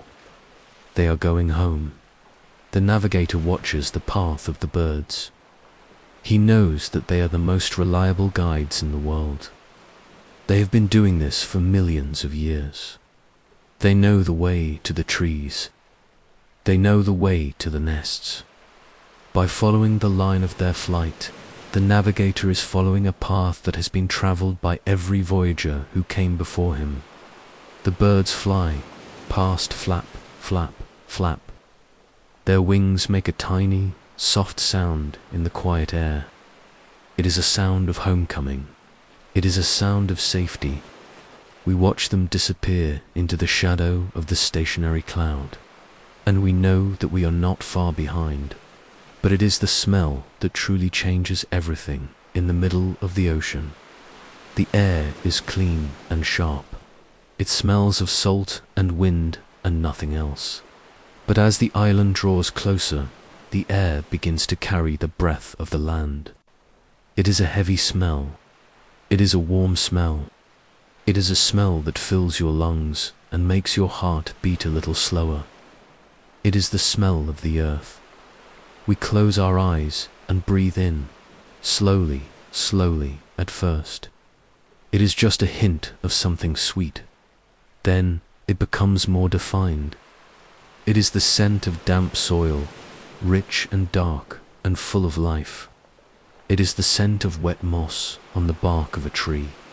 It is the scent of flowers, the sweet, heavy perfume of the gardenia and the plumeria blooming in the hidden valleys. And then there is the smell of smoke. It is a very faint, very distant smell of a cooking fire. It is a smell of people.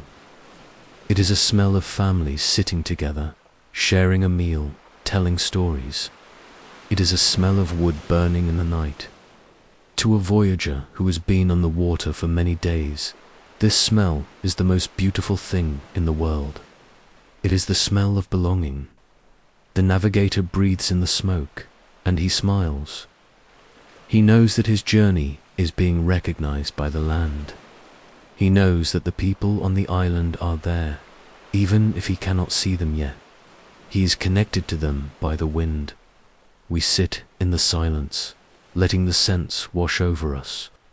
The world is becoming more and more real with every breath. The island is no longer a dream or a memory. It is a living, breathing thing, and it is reaching out to us. The water is changing color too. Even in the dim light of the evening, we can see that the deep, midnight blue is being replaced by a lighter, clearer shade. We can see the shadows of the rocks beneath the surface. We can see the swaying of the seaweed in the current. The ocean is becoming transparent. It is becoming a window into another world. The navigator looks down into the water. He is looking for the aura of the reef. He knows that the island is protected by a ring of coral, and he must find the way through. He is not worried. He has been here before in his mind. He has practiced this landing 1,000 times in the songs he has sung. He listens to the sound of the surf far ahead. We hear a low, rhythmic roar. It is not a scary sound. It is a deep, musical sound. It is the sound of the great ocean hitting the reef. Rumble, rumble. It is the heartbeat of the land. The waves break against the coral, turning into white foam. And then they flow into the quiet lagoon. The navigator is listening for the hole in the sound. He knows that where the water is deep and the channel is open, the roar is different. It is a softer sound. It is a smoother sound. He is steering by his ears, moving the canoe toward the place where the music is the most welcoming. The wood of the canoe creaks softly. Kriak, lap, kriak. Everything is slow. Everything is patient. We feel a sense of quiet anticipation. It is not an excitement that makes you want to jump and shout. It is a quiet, deep feeling that makes you want to be as still as possible. We want to savor every second of this approach. We want to feel every shift in the wind. We want to see every change in the light. This is the most sacred part of the voyage. This is the moment when the ocean gives you back to the earth. The navigator takes a slow breath, his hands steady on the steering oar. He is a man who knows how to wait. He has spent his whole life waiting for the stars to rise, waiting for the sun to set, waiting for the wind to change. He knows that the island will reveal itself when the time is right. He is not in a hurry to touch the sand. He is happy to be here in the between space. He is happy to be in the lagoon, where the water is as smooth as a mirror and the world is silent and still. We look at the stars again.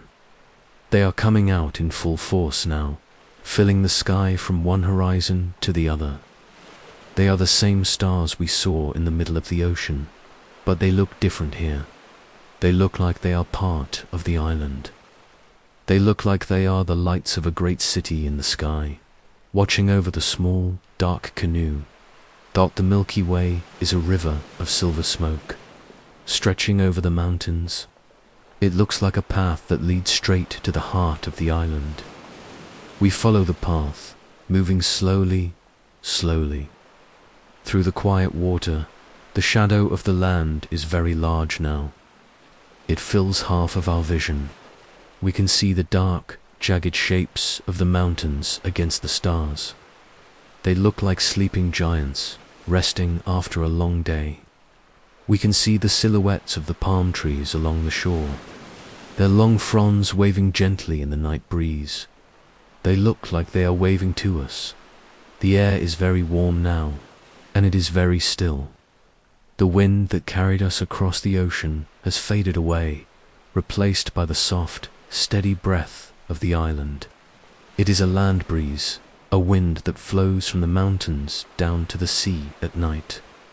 It is a cool, sweet wind, smelling of wet leaves and earth. The navigator shifts the sail, letting it catch the last of the breeze. The canoe moves forward with a tiny, delicate splash. Sip, sip, sip. It is the sound of a boat that is almost home. We think about the ancestors again. We think about the first people who saw this island. They must have felt exactly what we are feeling right now. They must have smelled the same smoke. They must have seen the same stationary cloud. They must have followed the same white turns. We are walking in their footsteps. We are sailing in their wake. This is why the knowledge is sacred. This is why it is passed from teacher to student, from father to son. It is more than just a way to find an island. It is a way to stay connected to the earth. It is a way to remember who we are and where we come from. As long as there is a navigator who knows the stars and the birds and the smells of the land, the people will never be lost. They will always be able to find their way home. The water in the lagoon is different.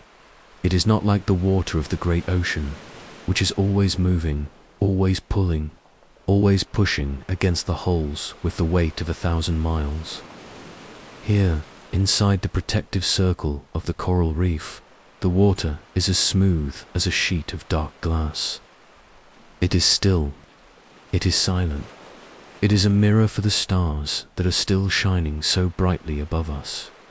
We are moving very slowly now. The navigator has lowered the sail. He did it with quiet, careful movements, untying the lashings of coconut cord and letting the woven mats of the sail fold down, layer by layer, until they rested softly on the deck. Without the wind to push us, the canoe is simply drifting on its own momentum. It is a graceful, lingering movement. It is the movement of a bird that has stopped flapping its wings and is now just gliding, inches above the surface, waiting for the right moment to land. The sound of the world has changed again. Gone is the deep, rhythmic thrum of the wind in the rigging. Gone is the constant hush of the white foam at the bow. Now there is only the sound of the silence. It is a thick, warm silence that seems to wrap around the canoe like a cloak. If we listen very closely, we can hear the tiny, musical clink of the water as it touches the sides of the hulls. It is a delicate sound, like the tinkle of a small bell. Clink, clink, clink. The navigator sits at the very back of the canoe, his hand still resting on the steering oar, but he is no longer fighting the current. He is no longer looking for the next star house or the next swell. He is simply holding the boat steady. He is letting the canoe find its own way home. He looks back over his shoulder, out toward the opening in the reef where the white surf is still visible in the starlight. He looks at the vast, dark ocean that we have just left behind in his heart. He is saying thank you. He is feeling a deep, quiet gratitude for the sea. He thanks the water for being strong enough to hold up the heavy wooden hulls. He thanks the swells for being steady, for moving with a rhythm that he could understand and follow through the dark.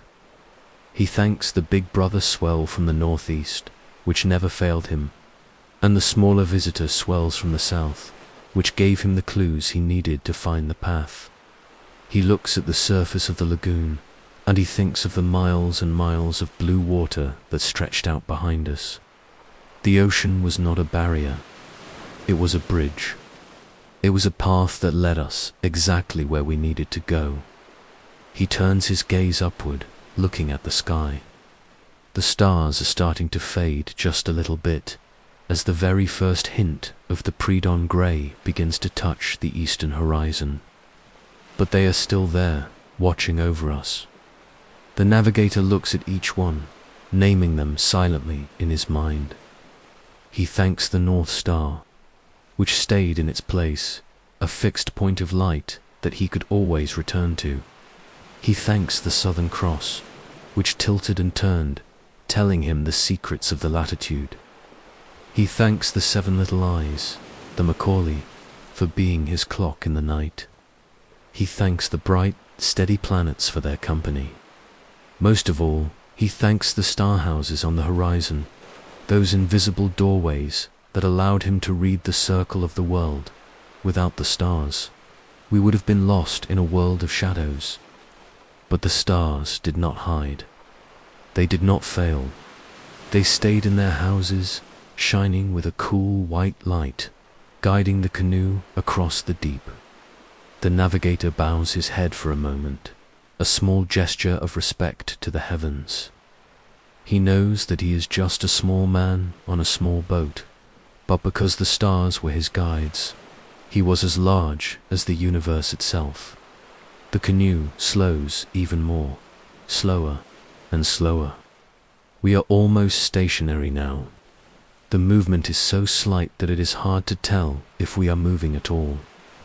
We are floating in the center of the lagoon, halfway between the reef and the shore. The island is right there, in front of us. It is a massive, dark shape that fills the sky. We can see the silhouettes of the mountains, their jagged peaks reaching up toward the fading stars. We can see the deep valleys, filled with mist and shadow. We can see the fringe of the palm trees, their long leaves hanging perfectly still in the quiet air. The smell of the land is very strong here. It is no longer just a hint in the wind. It is a rich, heavy perfume that fills the canoe. It is the smell of the forest after a rain. It is the smell of wild ginger and crushed flowers and damp, fertile earth. It is the smell of wood smoke from a fire that has been burning all night. It is a smell that says, you are safe. You are home. You can rest now. We breathe in the scent, and we feel our bodies becoming very heavy. The tension that we didn't even know we were holding, the tension of the long voyage. The watching of the waves, the listening for the wind is finally starting to melt away. Our muscles feel soft. Our bones feel like they are made of the same wood as the canoe.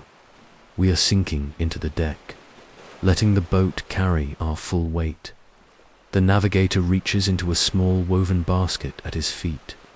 He pulls out a few dried leaves and a small piece of polished stone. These are offerings. He places them carefully on the surface of the water. He is thanking the spirits of the island for allowing us to arrive. He is asking for permission to touch the sand. It is a very slow, very respectful process. In the world of the navigator, you do not just arrive. You are invited. You wait for the land to welcome you. We watch the offerings as they float away from the hull, moving slowly toward the shore. They look like tiny dark birds on the silver surface of the lagoon. They are the messengers of our gratitude. The water around the canoe is very clear now. Even in the dim light of the early morning, we can see the world below us. We see the white sand of the lagoon floor marked with the ripples of the tide. We see the dark clusters of coral where the small fish are starting to wake up. We see the long, slow shadows of the rays as they glide across the bottom. It is a peaceful, silent world. It is a world that has been waiting for us. The navigator takes up a long wooden pole. He does not use the steering oar anymore. He stands at the front of the canoe and gently pushes the pole into the sand below. Thump! It is the first time we have felt the earth in many days. It is a solid, grounded feeling. It is a vibration that travels up the pole, through the navigator's arms, and into the wood of the canoe. We feel it in our own bodies. The connection has been made. We are no longer just floating on the water. We are anchored to the world. He pushes the pole again. Slowly, slowly. The canoe moves forward. A few feet at a time. The movement is steady. The movement is calm. There is no hurry.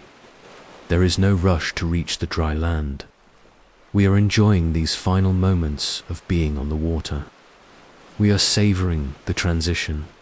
We look at the beach. It is a long, curved line of white sand, glowing with a soft, pale light. It looks like a crescent moon that has fallen from the sky and come to rest at the edge of the trees. There is no one on the beach yet.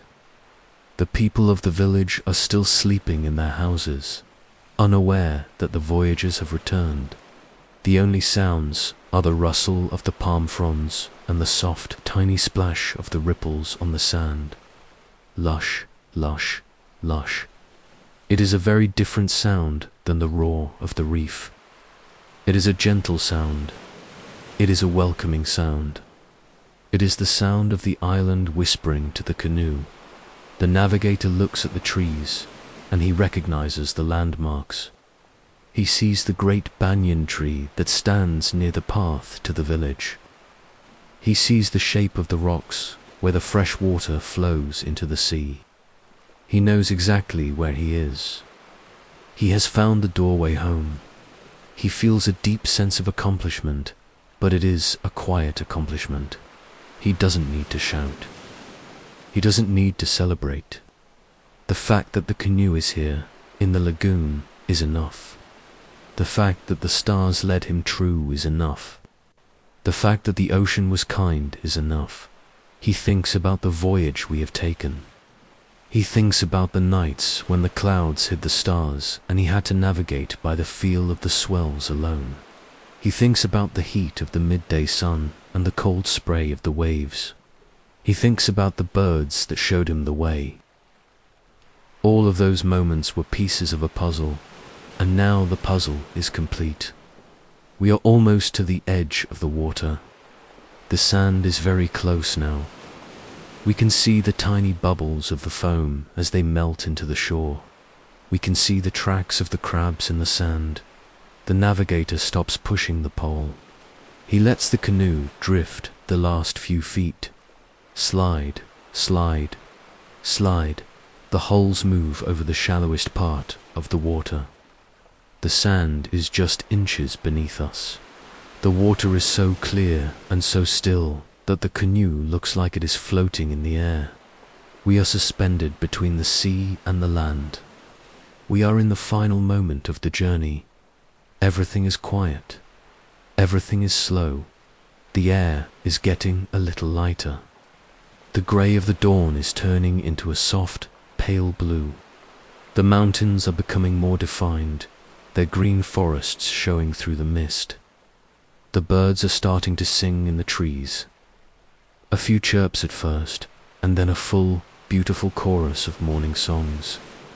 They are singing for the sun. They are singing for the island. They are singing for us.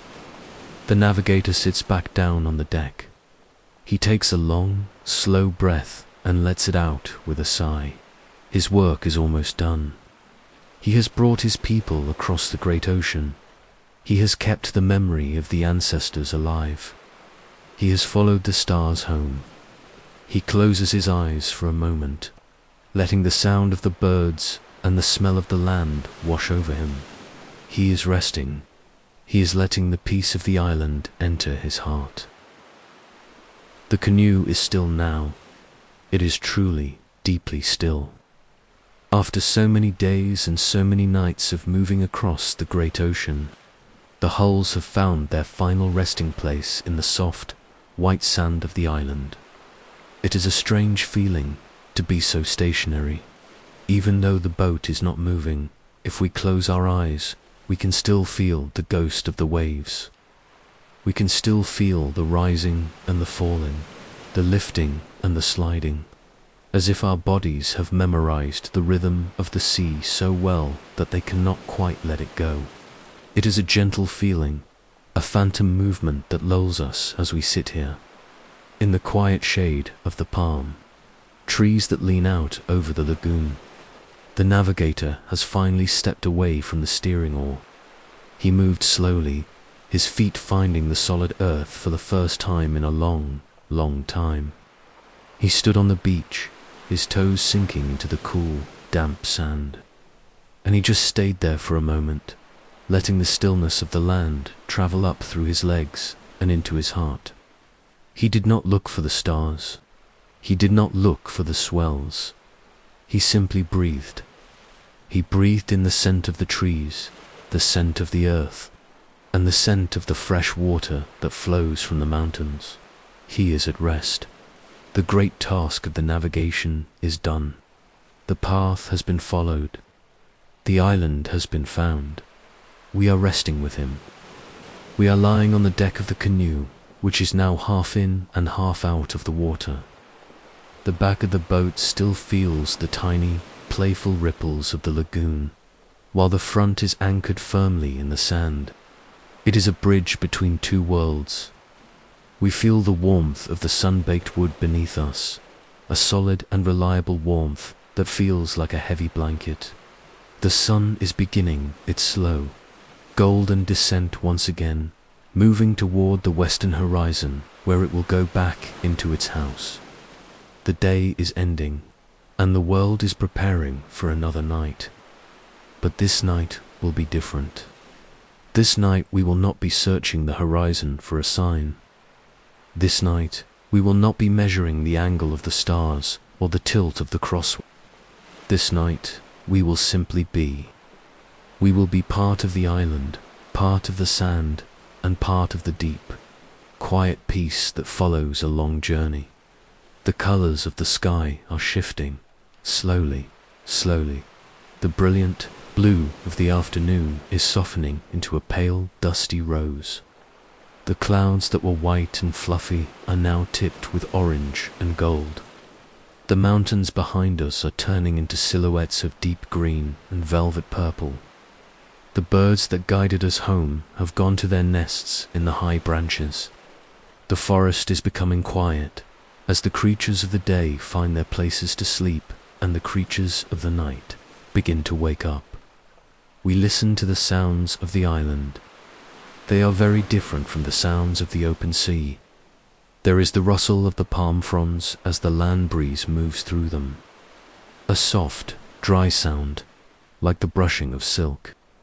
There is the distant, musical sound of a stream falling over rocks. There is the occasional call of a night bird, a lonely, beautiful sound that echoes through the trees. And always, in the background, there is the sound of the reef. The long, low roar of the ocean far away, reminding us of the world we have left behind. The navigator has found a place to rest on the sand, near the roots of a great banyan tree. He has closed his eyes, and his breath is slow and steady.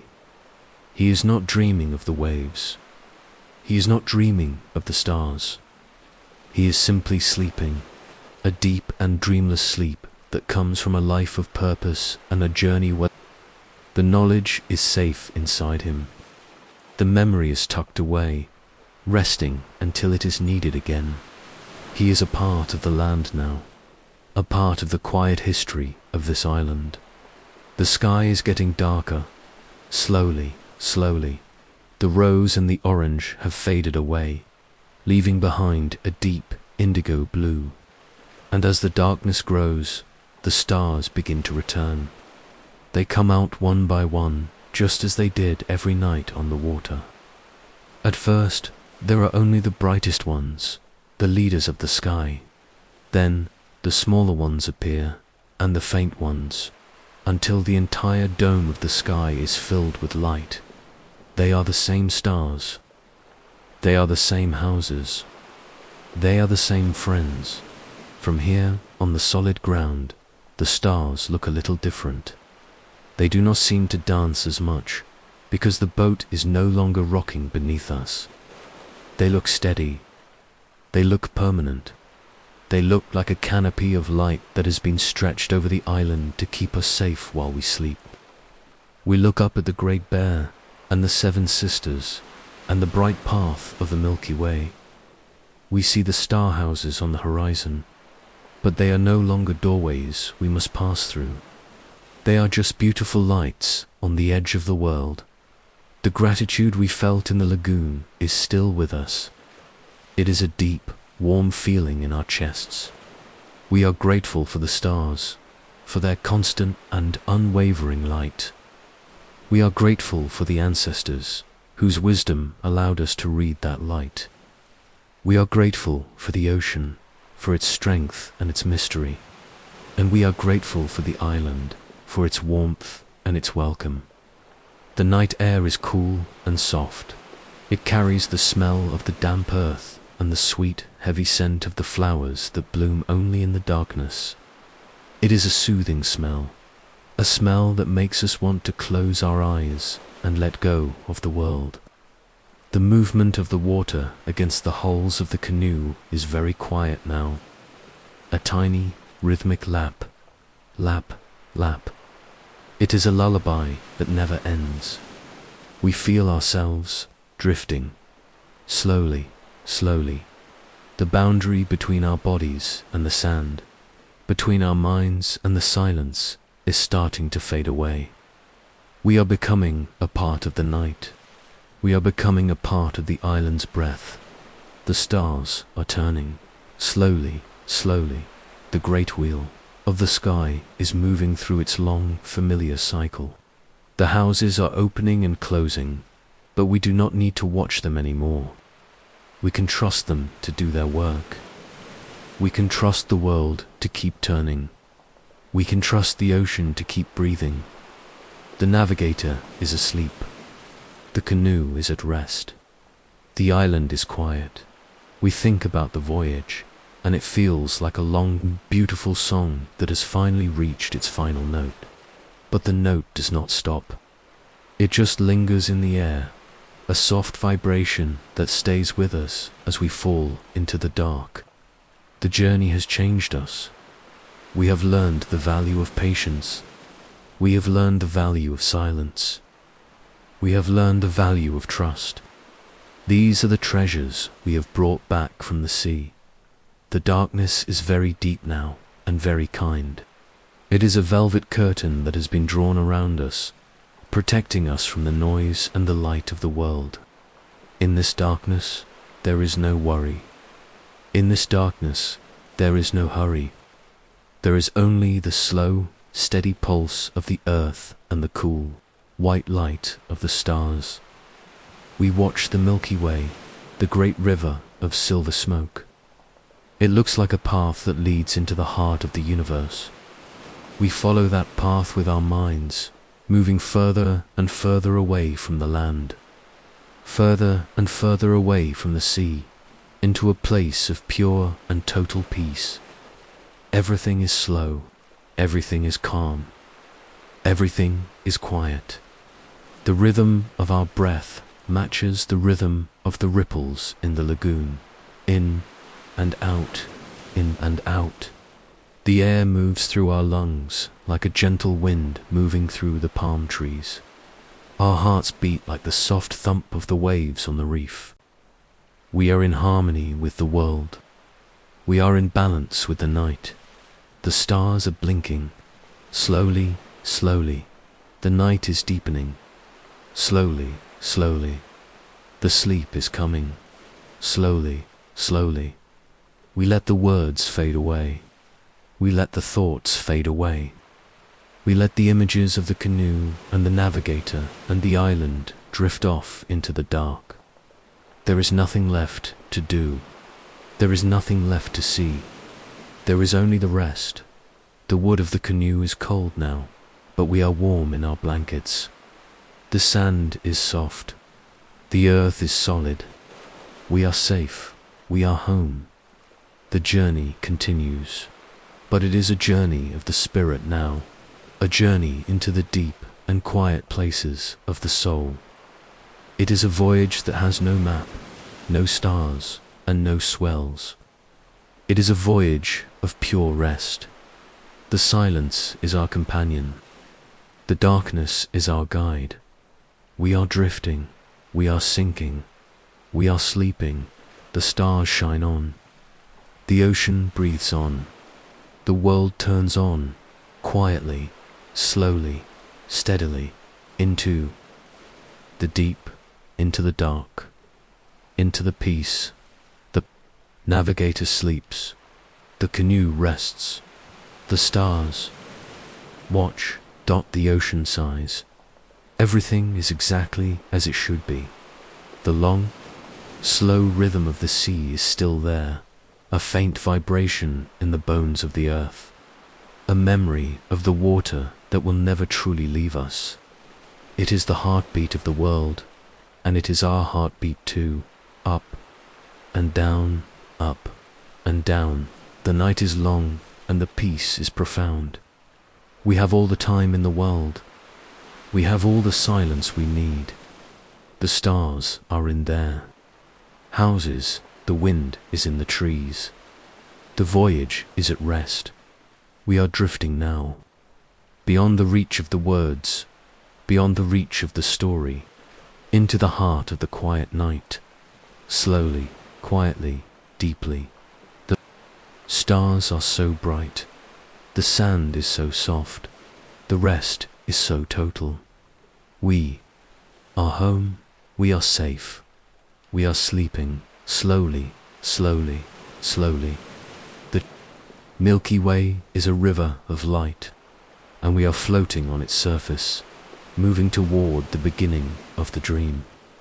The houses of the stars are open, and they are filled with the soft, white glow of eternity. We are part of the light. We are part of the shadow. We are part of the infinite. Silent sea. The breath of the island is warm and sweet. The breath of the ocean is cool and salt. The breath of the universe is still. We are resting. We are resting. We are resting. Good night.